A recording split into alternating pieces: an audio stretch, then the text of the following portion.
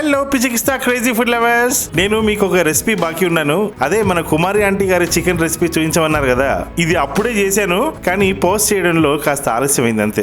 ఏదైతేనేంటి కుమారి aunty గారి chicken గ్రేవీతో ఉండే chicken curry మొత్తానికి వచ్చేసింది. ఎలా చేయాలో చూసేయండి. 1 kg చికెన్ కి 120 ml అంత ఆయిల్ పడుతుంది, అంటే సగం కప్పుకి కాస్త పైకి అనమాట. మరి కుమారి అక్క గారి గిన్నెలో మీరు ఆయిల్ చూసారు కదా, అదన్నమాట సంగతి. ఒక 3 మీడియం సైజ్ ఆనియన్స్ సన్నగా కట్ చేసుకుని వేసేయండి ఇందులో. అంటే కట్ చేసిన తర్వాత 3 సార్లు చేతి నుండి వచ్చేంత. ఇవి కాస్త ఎక్కువ అయ్యి అందుకే తీసేస్తున్నాను, లేదంటే ఈ గ్రేవీ కన్సిస్టెన్సీ పోతుంది.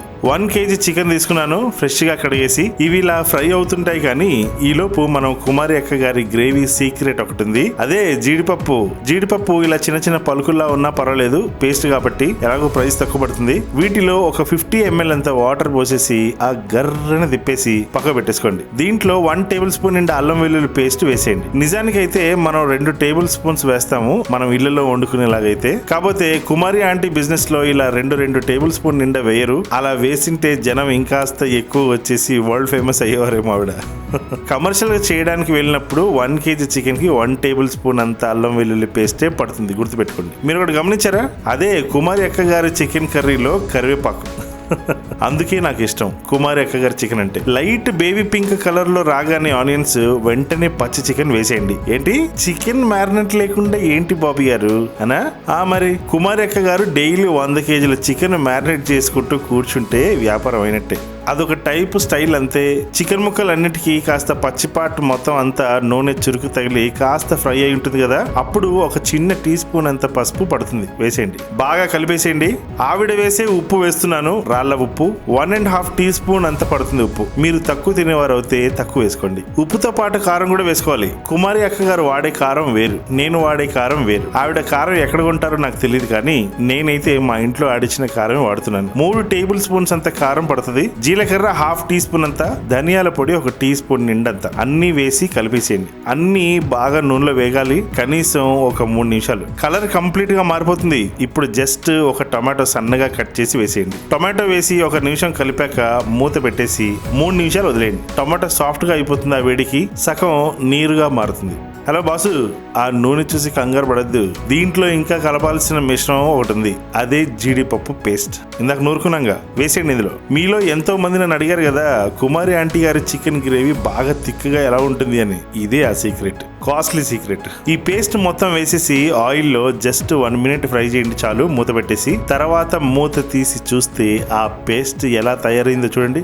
క్రీమీ టెక్స్చర్ చూసారా? దీంతోనే వస్తుంది అనమాట. కింద లైట్ గా అడుగు అంటినట్టు కనిపిస్తుంది. దాన్ని చూసి నన్ను తిట్టుకున్నాను అనుకోండి, ముందే చెబుతున్నాను. జీడిపప్పు పేస్ట్ కొట్టిన మిక్సీ జార్ లో ఇంకాస్త అడుగు మిగిలి ఉంటుంది కదా, దాంట్లో కొన్ని వాటర్ పోసుకొని ఇందులో వేసేయండి. అలాగే ఒక 2 గ్లాసుల నిండా నీళ్లు పోసేయండి. అవును మరి నీళ్ళే పోయాలి, లేదంటే ఆవిడ చికెన్ ఎందుకంత సాఫ్ట్ గా వస్తుంది టెక్స్చర్. 2 గ్లాసులు అంటే 800 ml అంత వాటర్ అన్నమాట, అంతే. కాస్త అటు ఇటు కలిపేసి అలా హై మంట మీద మూత పెట్టేసి కనీసం ఒక 20 minutes వదిలేయండి. ఇప్పుడు ఇందులో కావాల్సిన మసాలా రెడీ చేద్దాం. 5 లవంగాలు, 3 యాలకులు, చెక్క 1 ఇంచు మెత్తగా పౌడర్ కొట్టండి. యాక్చువల్లీ కుమారి ఆంటీ గారి గరం మసాలాని నేను బాగా పరిశీలించాను, నేను సీక్రెట్ కనుక్కున్నాను. ఎలా నవ్వుతున్నాను చూడండి పాపం. నేను ఈజీ కనుక్కుంటానండి, నేను 24 గంటలు సంసారం చేసేది గరం మసాలా. అందులో యాక్చువల్లీ కుమారి అక్క గారు యాలుక, లవంగ, చెక్క, జీలకర్ర, ధనియాల పొడి ఇవి మాత్రం పొడి కొట్టి పెట్టిన మసాలా అది. సో నేను ఇందాక జీలకర్ర పొడి అండ్ ధనియాల పొడి ముందే చూపించాను కదా, సో ఇప్పుడు ఇది మిగతాది అనమాట. కూర బాగా చిక్కగా ఉడుకుతుంది, ఒక పక్కన చూస్తుంటేనే కమ్మగా ఉంది. ఇక తింటే ఎలా ఉంటుందో బాబాయ్. నా దిష్టి తగినట్టుగా ఉంది, కాస్త దిష్టి తీసేస్తాను. ఇరుగు దిష్టి, పొరుగు దిష్టి, పక్కింటి వనిత గారి దిష్టి, కిందింటి లత ఆంటీ గారి దిష్టి, ఎదురింటి సారీ గైస్, నాకు ఎదురింటి ఆంటీ పేరు తెలీదు, మొన్న ఈ మధ్య వచ్చారు. అండ్ ఈ వీడియో చూసి దొంగ సచ్చినోడు నా సీక్రెట్ రెసిపీని బట్టబయలు చేశాడు అనుకుంటున్న కుమారి ఆంటీ గారి దిష్టి కూడా అదే కుమారి అక్క గారు. ఇప్పుడు దీంట్లో నూరుకున్న మసాలా వేసిద్దాం. వేసి కాస్త కలిపేసి మూత పెట్టేసి స్టవ్ ఆఫ్ చేసి ఒక 3 minutes తర్వాత కొత్తిమీర వేసి ఇహ మూత పెట్టేయండి. ఒక 10 minutes తర్వాత నూనె తేలి ఆడుతుంది చూడండి. అంతేనండి, కుమారి ఆంటీ చికెన్ కర్రీ, అదే secret chicken curry recipe reveal చేసేసాం. ఇహ ఎలా ఉందో మీరే వండుకొని చెప్పాలి. సేమ్ మక్కి కుమారి ఆంటీ గారి చికెనా కాదా అనేది.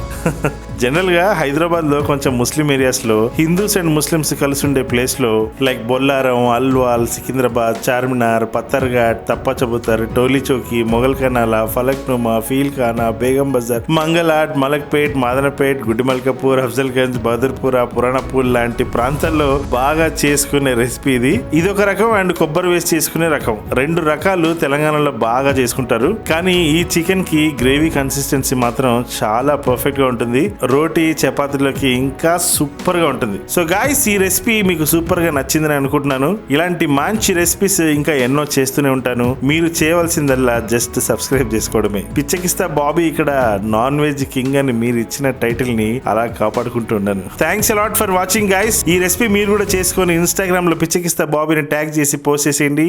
అండ్ ఒక బ్యూటిఫుల్ 2 లైన్లు పాట వినండి. గుమ్గుమాయించు కొంచెం, లవ్ లగాయించు లంచం, మన్మదించింది మంత్రం మంత్రం అన్నట్టు నా రెసిపీస్ తో మీ ముక్కులని గుమాయించేస్తాను. మరి సాంగ్ నచ్చకపోతే క్షమించండి. I love you all. ఉంటాను సార్.